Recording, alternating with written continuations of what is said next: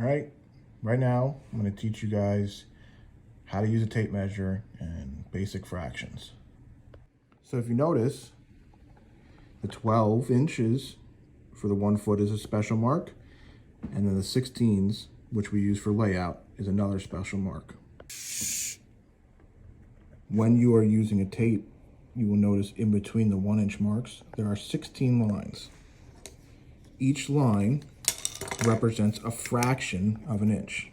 The largest mark between 2 inches is the 1/2 inch mark. The next largest mark is the 1/4 inch marks. Every one of these marks represents 1/16 of an inch.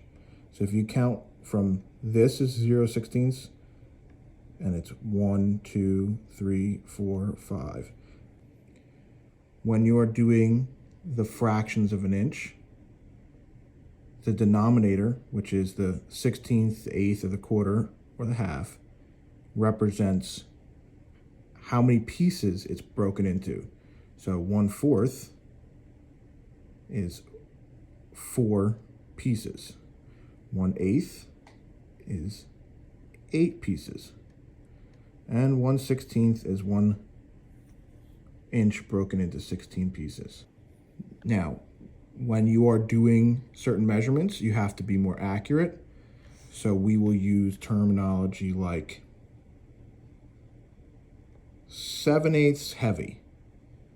Now for me, that'll be between the 7/8 and the 15/16 mark. I have 2 different tapes here. This is a magnetic point. This has no magnetic tip. Magnetic tips are especially useful on larger commercial jobs because we use metal framing, and not as useful in some other situations. I have 2 different tape lengths here. Generally, I don't find a need for a 35 on hand. 25 is usually sufficient, and I like to keep my tool belt as light as possible. On the back of the tape measure, you will notice that there's an indication of how wide the tape measure is.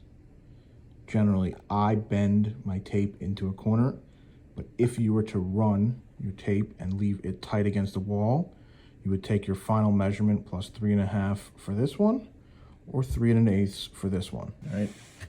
Another pretty common thing that you'll notice on all tapes is a belt clip.